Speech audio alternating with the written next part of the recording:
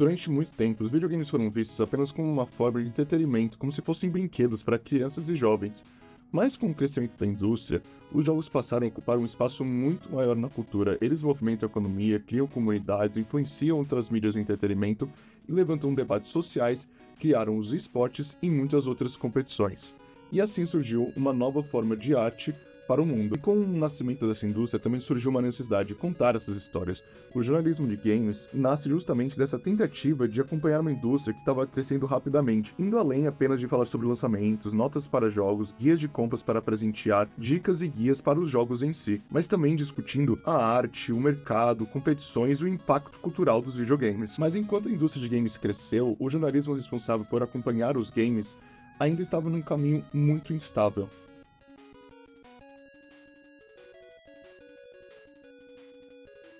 No Brasil, o surgimento do jornalismo de games veio das revistas especializadas no assunto, em um período onde o acesso à internet ainda era limitado e as bancas de jornais e livrarias eram alguns dos principais pontos para ter acesso a essas informações. Foi nesse período que os jornalistas começaram a construir uma linguagem própria para falar de videogames e tratar os jogos como produtos culturalmente relevantes. Porém, com mudanças tecnológicas como a migração do jornalismo tradicional para o jornalismo digital e as transformações do mercado de comunicação, o jornalismo de games começou a enfrentar novos desafios, dificuldades financeiras, redução de equipes, dependência de big techs e os seus algoritmos, e a necessidade constante de produzir cada vez mais conteúdo, mais curtos em menos tempo. Existem muitos tipos de problemas que afetaram o jornalismo de games na transição para o online. Para entender como tudo começou, vamos falar com Pablo Miyazawa, um dos pioneiros do jornalismo de games aqui no Brasil.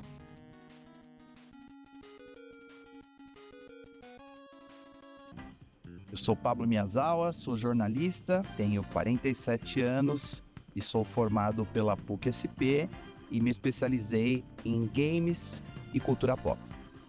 Bom, eu me formei em 1999 e naquela época não existia vários dos segmentos que hoje são comuns no jornalismo, especialmente no que diz respeito à cultura, né? Para começar, só existia cultura, não existia cultura pop, entretenimento e muito menos jornalismo de games. Então, definitivamente não era algo que eu almejava, mas o destino quis que eu fosse trabalhar numa empresa de videogame, não como jornalista, e o destino quis que surgisse uma revista oficial dessa empresa de videogame e eu me candidatei a uma vaga e acabei entrando e virei o primeiro redator da revista em 1998.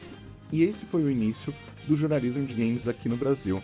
E com o passar do tempo, ele cresceu cada vez mais e ganhou novos espaços. Com a expansão da indústria de videogames e o aumento do interesse público, mais profissionais começaram a se dedicar a essa cobertura, criando uma área que passou a ir além das revistas especializadas. A chegada da internet também transformou esse cenário. Novos veículos surgiram, novas formas de produzir e consumir conteúdo foram aparecendo, e a cobertura dos games começou a ocupar diferentes plataformas. Nesse processo, não surgiram apenas novos jornalistas, mas também os criadores de conteúdo, que encontraram maneiras próprias de falar sobre os games, misturando informação com entretenimento. Para entender melhor essa transformação, conversamos com profissionais que viveram diferentes lados dessa evolução. Matheus Mognon, editor da Voxel, portal de notícias de games da Tecmundo, Ariel e Ale, criadores do Combo Infinito, e Bruna Penilhas, jornalista de games. Meu nome é Matheus Mognon dos Santos, eu trabalho há cerca de 10 anos com jornalismo, principalmente jornalismo de games. Eu sou Bruna Penilhas, jornalista, tenho 30 anos e atualmente continuo exercendo a minha profissão no jornalismo. Sou Ariel de Souza, eu faço parte do Combo Infinito, a gente está com o Combo Infinito há pelo menos 13 anos, tenho 40 anos, então já um tiozinho aí no meio do mundo do game e jornalismo de games do Brasil. Eu sou Alessandro, também conhecido como Alepitecos, na verdade mais conhecido como Alepitecos, também fundamos juntos o Combo Infinito há muitos anos atrás, trabalhei bastante também na área dos videogames porque fiz design e planejamento de games, tive um podcast primeiro, depois fundamos juntos o Combo Infinito e hoje estamos aqui. Com diferentes profissionais ocupando esse espaço, o jornalismo de games cresceu e ganhou novas plataformas, e passou a alcançar um público cada vez maior. Mas esse crescimento trouxe uma contradição. Enquanto os games se tornaram a maior indústria de entretenimento, o jornalismo responsável por cobrir essa área passou por dificuldades para se manter. A precarização desse trabalho não surge de um único fator, mas de uma combinação de mudanças no mercado de informação e na própria forma em que consumimos a informação. Quando eu trabalhava no começo, as revistas de games já não tinham anunciantes.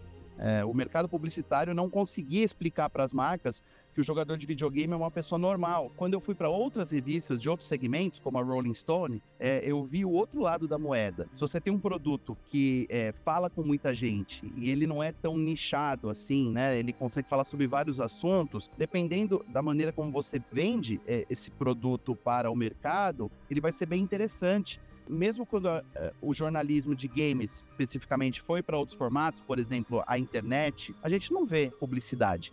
Com certeza a gente hoje não está mais estruturado, porque hoje a gente sabe que o modelo de negócio tá ruim, ele não sustenta, a gente não vê prosperidade, você não tá ouvindo falar de novas marcas surgindo no Brasil, vindo de fora ou sendo criadas, novos sites, novas equipes. A gente vê muitos aventureiros nos últimos anos que vêm, estabelecem um negócio, contratam pessoas e aí quando veem que o negócio é um poço sem fundo, desistem. Tudo tem a ver com aquilo que eu mencionei sobre as marcas não acharem que o jogador de videogame seja digno de um investimento, né? Então a gente vê várias iniciativas de marcas entrando nos jogos, mas a gente vê também muitas notícias de marcas nunca mais investindo.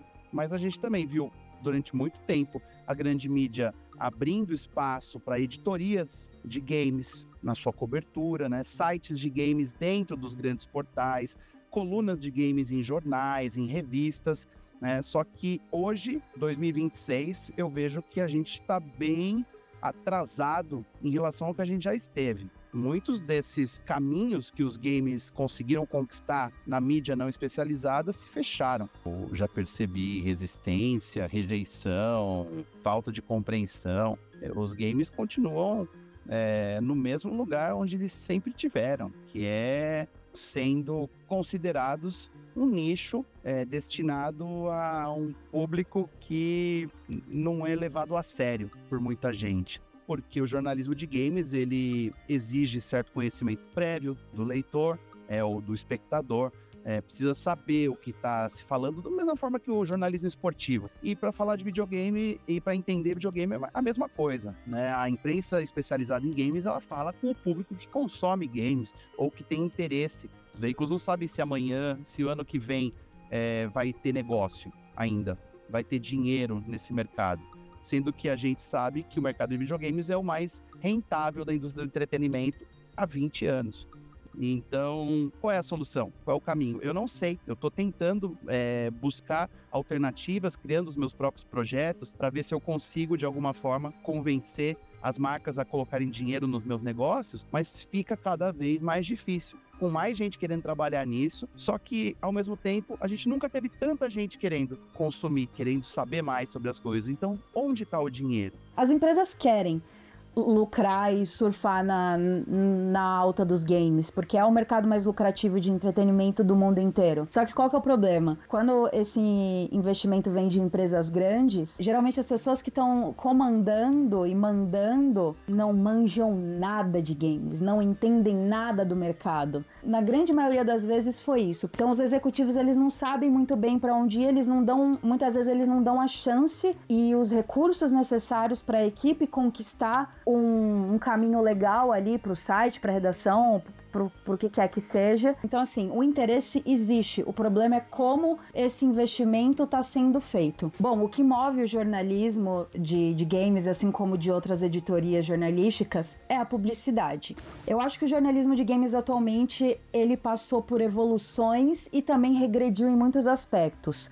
Vamos começar primeiro pelas evoluções. Eu acho que a gente tem muito mais espaço para mulheres, por exemplo. Agora, em termos de regressão, na época que eu entrei, ainda existiam muitas equipes de jornalismo de games, de sites, assim, porque o jornalismo de games ele já era precarizado naquela época, tá? Ele já não era muito levado a sério naquela época, mas ainda você tinha esperança, consistência, estabilidade. Um dos problemas do jornalismo de games atual é que pleno seniors com mais experiência não tem muita vaga para elas. As que tem já são preenchidas ou são muito precarizadas. Então, assim, eu não tenho muita esperança neste momento no jornalismo de games. Eu acho que hoje em dia muitos dos debates de jornalismo de games foram enxugados e agora estão mais superficiais do que nunca por conta do jeito que a gente está consumindo informação muito mais rápido do que nunca. Então, por um lado, eu acho que o fato da gente ter que entregar conteúdos mais curtos, mais rápidos, prejudicou um pouco, sim, a qualidade da informação, mas eu também acho que favoreceu a criar novos formatos muito interessantes, que engajam mais a comunidade. Se o público está consumindo, é porque tá legal. Mas eu acho que pro jornalismo no geral, ter que falar mais rápido em um curtíssimo período não é bom. Então, cara, eu acho que eu só acabei caindo no jornalismo de games por causa da precarização do mercado de trabalho. O jornalismo de games, ele tá num território muito complexo, assim. O jornalista teve que se tornar cada vez mais multiplataforma. Então, assim, falo por mim, eu comecei trabalhando com texto, hoje eu faço vídeo também, faço podcast, faço 1 milhão de coisas e, infelizmente, todas essas coisas eventualmente têm que ser feitas simultaneamente. Então, você tem que atender diferentes formatos ao mesmo tempo em que ainda tem que ter a preocupação básica do jornalista, que é entregar informação de qualidade. Como parte de uma grande empresa, de um grande conglomerado, eu me sinto seguro, pelo menos, porque normalmente quando uma empresa vai investir, ela vai em empresas grandes, sabe? Mas se você for ver um jornalista independente, que começou uma newsletter, por exemplo, tá tentando sobreviver lá no Substack com assinantes premium e tal, a vida para esse cara é muito mais complicada, sabe? E ele faz um jornalismo de games tão bom quanto eu faço, às vezes, sabe? Mas às vezes é difícil de conseguir dinheiro porque as empresas não ajudam, sabe? Cara, eu vou te contar, assim, que o mercado tá complicadíssimo. É um mercado extremamente difícil, extremamente, assim, tóxico, muito volátil. O mercado do jornalismo online já é volátil. O The Games ainda é uma parada muito precarizada que ninguém leva a sério, assim. E uma coisa que é sempre bem bom a gente citar é que isso também faz parte do comportamento das pessoas de hoje em dia. O imediatismo, o quero dar a notícia primeiro, quero ser o primeiro a falar sobre isso, muitas das vezes acaba perdendo um pouco da profundidade da matéria. Mas ainda assim, eu acho que falta um exemplo que possa ter estourado a bolha para poder ter mais investimento. Só que talvez não tenha estourado bolha porque faltou investimento. Daí vem a história de quem vem primeiro. Círculo vicioso.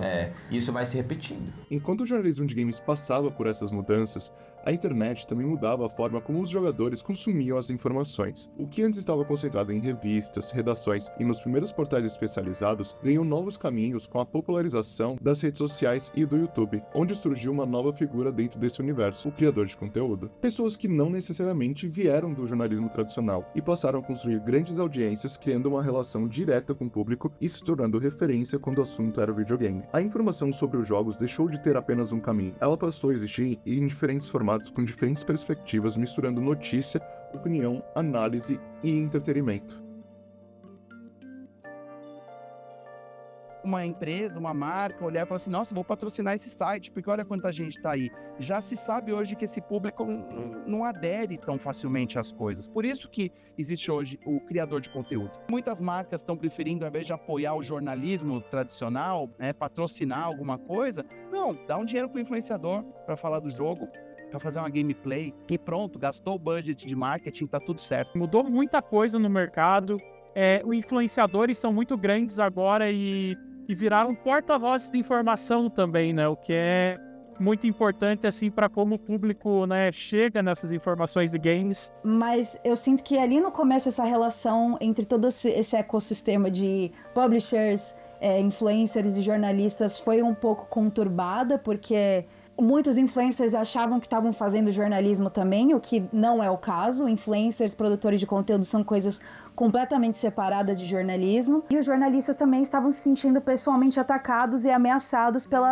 por essa nova presença, por esses novos competidores aí. Você pode deixar de ser o influenciador para ser o jornalista, mas você não pode deixar de ser o jornalista para ser o influenciador. Com a expansão desse universo, novas vozes passaram a fazer parte da conversa sobre os videogames, mas isso também revelou que a comunidade gamer e o próprio jornalismo de games ainda carregam muitos desafios internos, Apesar de mudanças na indústria, o jornalismo de games e a própria comunidade gamer foram vistos como ambientes majoritariamente masculinos, criando barreiras profissionais e para o público que não se encaixava nesse perfil. Mesmo com o crescimento da presença feminina e da comunidade LGBT na indústria e na cobertura dos games, muitos jornalistas ainda precisam lidar com desafios que vão além do próprio trabalho. Para entender melhor essa experiência, conversamos com Bruna Penilhas. Sendo uma mulher hoje no jornalismo de games, eu vejo evolução porque existem muito mais mulheres no mercado no geral do que existia lá atrás quando eu entrei nesse mercado, o que é muito bom. Desde que eu entrei, a mesma sensação persiste, de que boa parte do público gamer, de novo, não estou generalizando, mas a grande maioria, ainda tem muita gente consciente, disposta a evoluir, a conversar e que valorizam o conteúdo que as mulheres estão produzindo. Mas infelizmente o grande público de videogames é um bando de nerdola que só pensa coisas ruins e nada vai mudar isso ou tirar isso da cabeça deles. E quando eles consomem conteúdo de influenciadoras, produtoras de conteúdo mulheres, eles não estão consumindo conteúdo, eles estão consumindo a mulher. E é ruim falar desse jeito, porque as mulheres elas querem ser valorizadas pelo conteúdo que elas estão criando. Muitas delas passam horas ali fazendo roteiro, se preparando, estudando a pauta, estudando o tema. Outro momento que marcou profundamente a indústria e a forma como as pessoas se relacionavam com os games foi a pandemia. Mudando a rotina de milhões de pessoas ao redor do mundo, o entretenimento digital se tornou central para a vida das pessoas que estavam em lockdown. Com mais pessoas em casa, os games ganharam novos jogadores, o consumo online aumentou e a cobertura dos videogames passou a ter ainda mais espaço nas plataformas digitais. Mas esse período também criou uma expectativa difícil de sustentar. A explosão causada pela pandemia trouxe números e comportamentos que não se repetiram nos anos seguintes, criando uma comparação constante com o momento excepcional da indústria e do mundo. E entender esse período é essencial para compreender os desafios que vieram nos anos seguintes.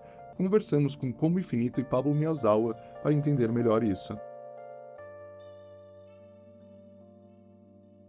O momento do videogame, ele é cíclico e às vezes a gente presencia uma montanha-russa, como por exemplo, estamos vivendo agora. Na época da pandemia, por as pessoas não poderem sair de casa e tal, o videogame cresceu muito.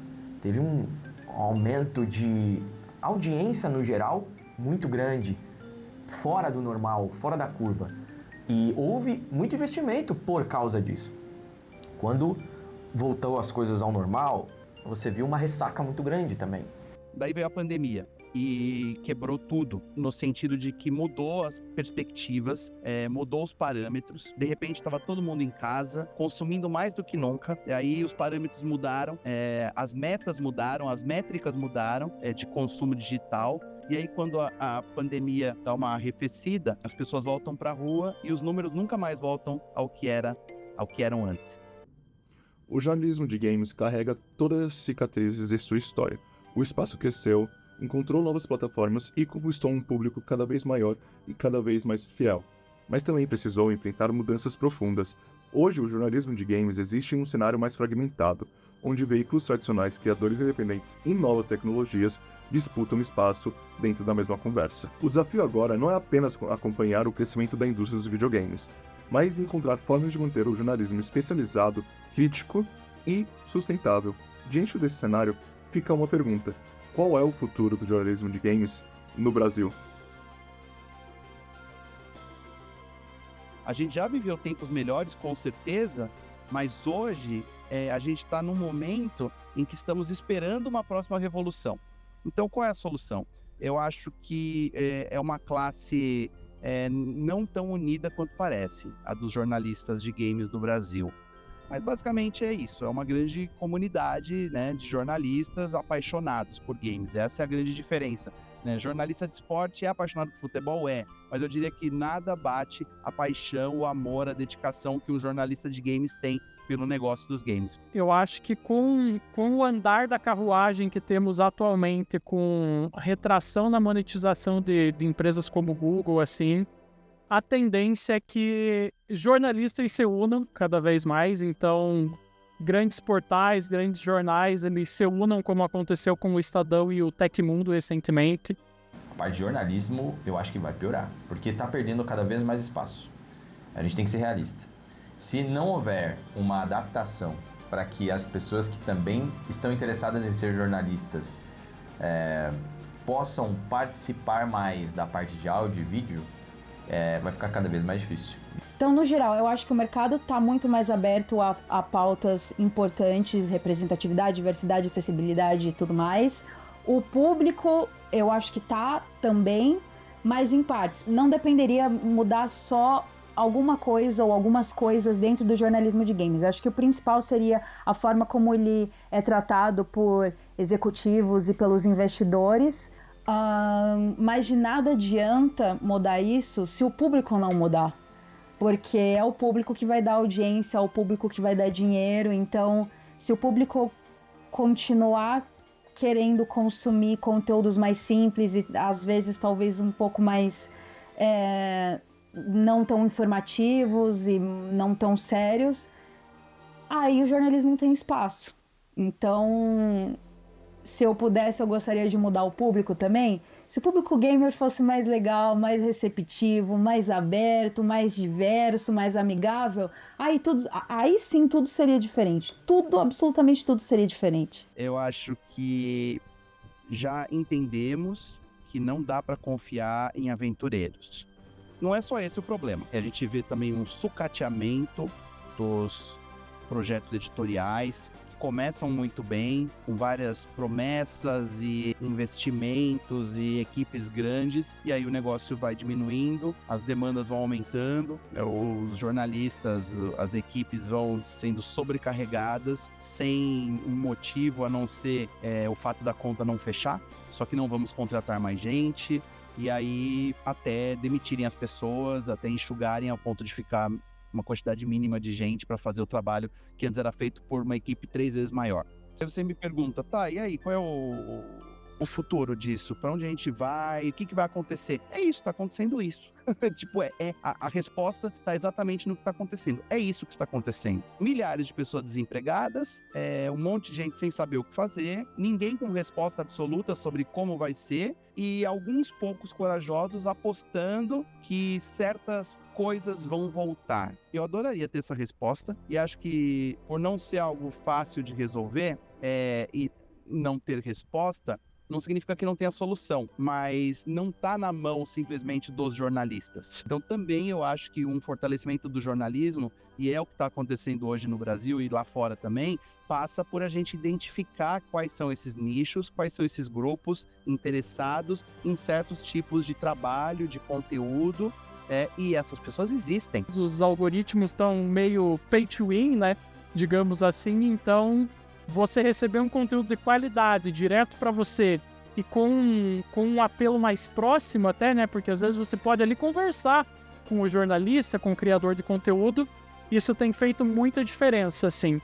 A galera tá cada vez mais disposta a ajudar os jornalistas, os criadores de conteúdo a fazerem conteúdo que elas gostam. E ao mesmo tempo também tem muito espaço abrindo agora para a galera independente. Então, se você encontrar formas de monetizar o trabalho de maneira independente, é uma parada sensacional também, assim.